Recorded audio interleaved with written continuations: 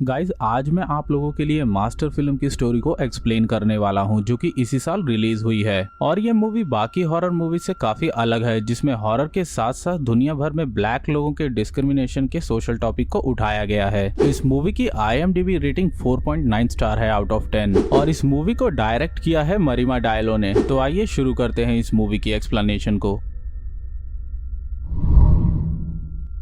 Film की शुरुआत में हमें एनकेस्टर नाम की जानी मानी यूनिवर्सिटी दिखाई जाती है, जहां हम इस यूनिवर्सिटी की प्रोफेसर गेल से मिलते हैं, जो कि इस कॉलेज की नई और पहली ब्लैक मास्टर बनने वाली थी। अब दरअसल बाहर की यूनिवर्सिटी में मास्टर एक सीनियर पोजीशन होती है, जिसे हम हेड ऑफ द कॉलेज भी कह सकते हैं। इसके बाद हम कॉलेज में एक जैस्मिन नाम की ब्लैक लड़की को आते हुए देखते हैं, जिसने अभी ही कॉलेज को ज्वाइन किया था। अब यहाँ पर जैस्मिन को रूम नंबर 302 अलॉट हुआ था और इस बात को जानकर बाकी स्टूडेंट्स बहुत ज्यादा हैरान होते हैं, जिसके पीछे का कारण हमें मूवी में आगे पता चलेगा। वहीं दूसरी तरफ हम गेल को देखते हैं, जिसे मास्टर होने के नाते यूनिवर्सिटी के कैंपस में एक घर रहने को दिया गया था, मगर गेल से उस घर का लॉक काफी मुश्किल से खुलता है, जहां पर काफी गंदगी थी। इधर जैस्मिन भी अपने रूम में आती है, जहां पर वो अपनी रूममेट एमिलिया से मिलती है। अब इसके अगले दिन हम जैस्मिन और बाकी सभी स्टूडेंट्स को इकट्ठा देखते हैं, जहाँ गेल मास्टर के तौर पर सभी का वेलकम करती है और उन्हें बताती है कि इस कॉलेज के पास ही काफी समय पहले एक मार्गरेटा मिलेट नाम की औरत को विचक्राफ्ट परफॉर्म करने की वजह से फांसी दी गई थी, जिसकी कब्र अभी भी मौजूद है। लेकिन ये सब सिर्फ एक अफवाह है, बाकी वो इस बात की गारंटी नहीं लेती है कि उनका समय यहाँ काफी अच्छा बीतेगा।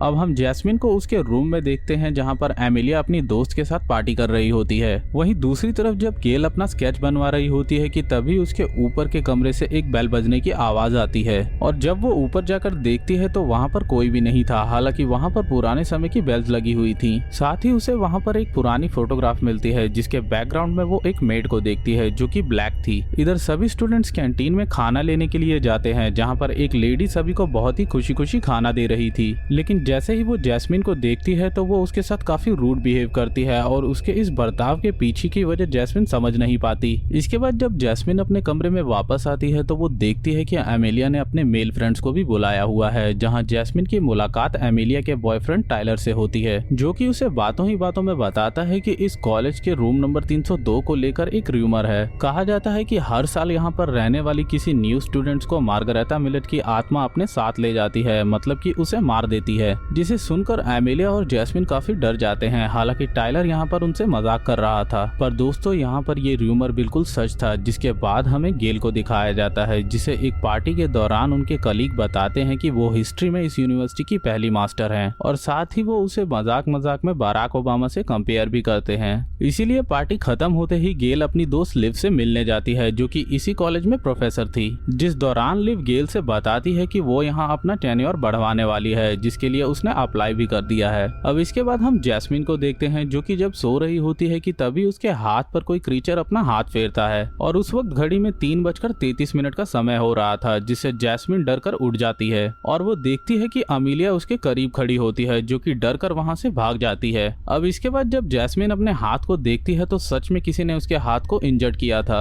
और उसके जख्म को देखकर ऐसा लग रहा था कि मानो किसी ने नाखून से उसके हाथों पर स्क्रैच मारा हो। इधर गेल अपनी स्पीच की प्रैक्टिस कर रही थी, जो कि उसे एक इवेंट में देनी थी कि तभी उसे वहां पर ड्रॉर खोलते ही उसमें काफी सारे कीड़े नजर आते हैं, जिन्हें देखकर वो बुरी तरह से डर जाती है। इसके बाद हमें जैस्मिन को दिखाया जाता है, जिसे लिव ने एक टेस्ट में फेल कर दिया था। यहाँ पर जैस्मिन बताती है कि वो अपनी जिंदगी में कभी फेल नहीं हुई थी, इसीलिए अब जैस्मिन लिव के खिलाफ इस बारे में एक कंप्लेंट फाइल करने के बारे में सोचती है और ये सीन यहीं पर कट हो जाता है। और अब हम जैस्मिन को लाइब्रेरी में देखते हैं, जहां उसे पता चलता है कि काफी सालों पहले एक ब्लैक स्टूडेंट लोइसा, जो कि इसी कॉलेज में पढ़ती थी, उसके कॉलेज के ज्वाइन करने के कुछ ही दिनों बाद उसने फांसी लगाकर अपनी जान ले ली थी। और दोस्तों यहाँ पर एक बात और भी है, जिस रूम में लोइसा रहती थी उसी रूम में अब जैस्मिन रह रही है। जिसके बाद हम जैस्मिन को रात के समय नहाते हुए देखते हैं, जहाँ उसे शीशे में कोई दिखाई देता है, पर जब वो पीछे मुड़कर देखती है तो वहाँ पर कोई भी नहीं होता। इसके बाद सीन सुबह के समय पर शिफ्ट होता है, जहाँ पर जैस्मिन गेल से मिलकर उसे बताती है कि वो लिव के खिलाफ कंप्लेंट फाइल करने जा रही है, क्योंकि उसको लग रहा था कि लिव उसके साथ ये सब कुछ जानबूझकर कर रही है, क्योंकि उसका टेस्ट काफी अच्छा गया था। इधर लिव के टेन्योर को बढ़ाने की बात को लेकर एक मीटिंग होती है, जिसमें सभी लिव के टेन्योर को बढ़ाने की बात करते हैं, जहाँ पर गेल बताती है कि आज ही सुबह एक स्टूडेंट ने लिव के खिलाफ कंप्लेंट फाइल की है। साथ ही पिछली मास्टर डिएंड्रा कहती हैं कि लिव ने काफी दिनों से कोई भी बुक पब्लिश नहीं की है, जिस पर गेल लिव का पक्ष लेते हुए कहती है कि भले ही उसने अपना कोई वर्क पब्लिश नहीं किया है लेकिन वो अच्छा काम कर रही है। अब मीटिंग के बाद गेल को एक कॉल आता है जिसमें एलिजाबेथ की माँ गेल से बात करना चाहती थी, जिस दौरान गेल को ऊपर के कमरे का दरवाजा अचानक से बंद होने की आवाज आती है और वो जब ऊपर जाकर देखती है तो ये सब खिड़की से हवा आने के कारण हुआ होता है। इसके बाद गेल की नजर अपनी पेंटिंग पर पड़ती है जिसमें अचानक से कई सारे कीड़े निकलते हैं, जो देखकर गेल बहुत ही बुरी तरह से डर जाती है। इधर जैस्मिन एमिलिया के साथ एक क्लब में आती है जहां वो पहले तो काफी अच्छे से डांस करती है, लेकिन जैसे ही सॉन्ग चेंज होता है वहां मौजूद बाकी लोग जैस्मिन को उसके ब्लैक होने के कारण बुली करते हैं, इसीलिए वो वहां से हटकर एक अलग जगह चली जाती है जहां टायलर उसे दिलासा देने की कोशिश करता है और इस दौरान दोनों में एक किस होती है, जिस वक्त उन्हें एमिलिया देख लेती है।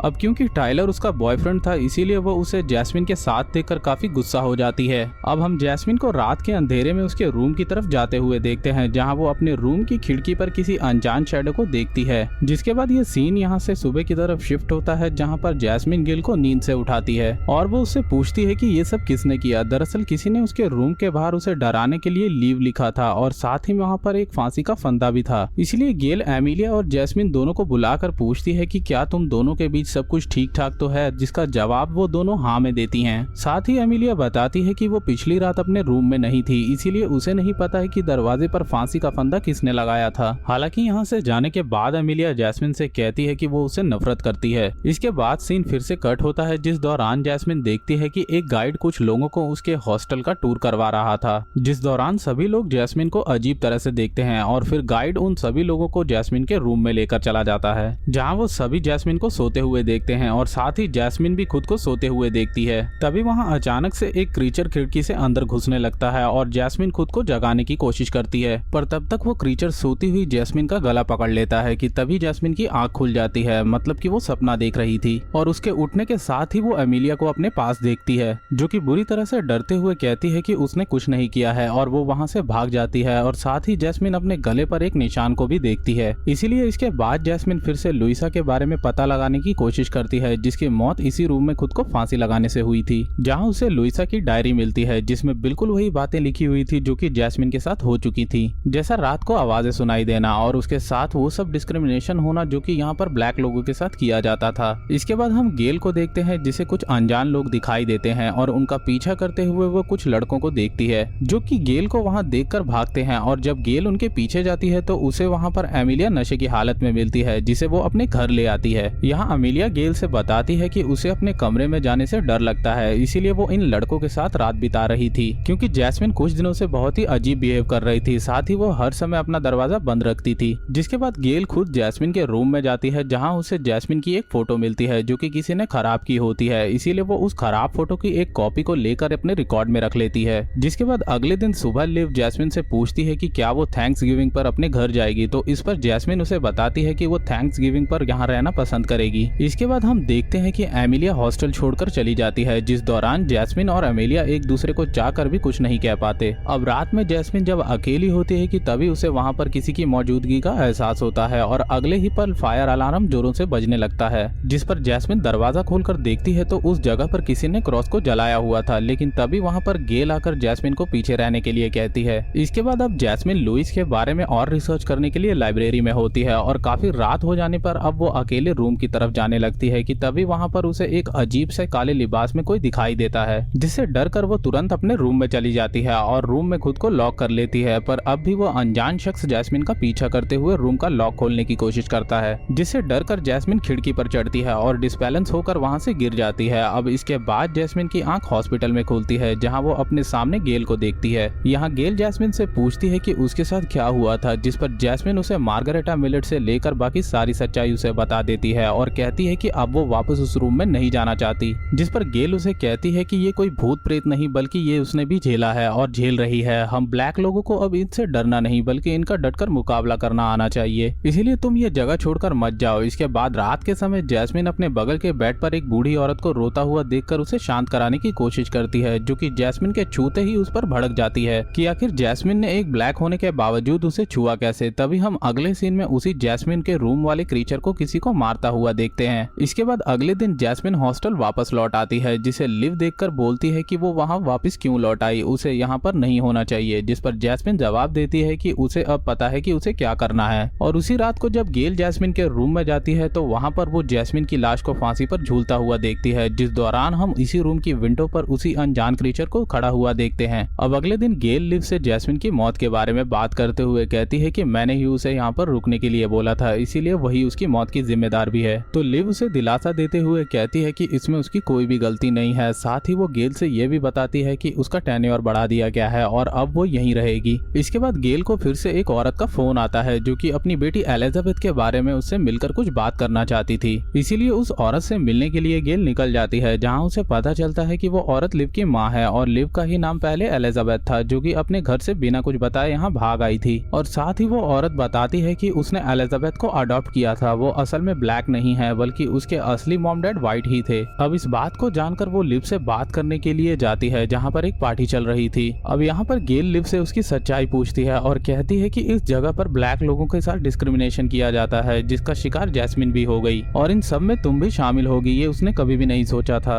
यहाँ पर ब्लैक लोगों को सिर्फ दुनिया को दिखाने के लिए रखा जाता है और ये लोग ब्लैक लोगों को मेड्स की तरह ट्रीट करते हैं। अब इस पर लिव उसे बताती है कि वो एक ब्लैक आदमी की नाजायज औलाद है और गेल को जो उस औरत ने बताया था वो सब एक झूठ है। हालांकि यहाँ पर गेल को कुछ भी समझ नहीं आता कि आखिर कौन सच बोल रहा है और कौन झूठ। जिसके बाद गेल वहाँ फोटोज में देखती है तो उसमें उसे कोई भी ब्लैक आदमी नहीं दिखाई देता, जिस पर वो मन ही मन में कहती है कि यहाँ पर कभी भी कुछ बदलने वाला नहीं है। यहाँ हमेशा से ही ब्लैक लोगों के साथ भेदभाव होता आ रहा है और हमेशा ही होता रहेगा, इसीलिए गेल अपनी मास्टर की पोस्ट से रेजिग्नेशन देने का फैसला करती है और यहाँ से हमेशा के लिए चली जाती है। और इसी के साथ ये मूवी यहीं पर खत्म हो जाती है। अब दोस्तों अगर इस मूवी के बारे में बात करें तो इसमें हमें जैस्मिन के साथ जो भी दिखाया गया उसके पीछे की वजह इसमें साफ नहीं बताई गई है, लेकिन जहाँ तक मुझे लगता है दोस्तों कि इस यूनिवर्सिटी के कैंपस में मार्गरेटा मिलेट का कोई भी भूत नहीं था, बल्कि वो क्रीचर जैस्मिन के दिमाग का भ्रम था, जिसे उसने टाइलर से रूम नंबर 302 की अफवाह सुनने के बाद बनाया था। और हम इसी के जरिए जान पाते हैं कि उसे नींद में चलने की बीमारी भी थी,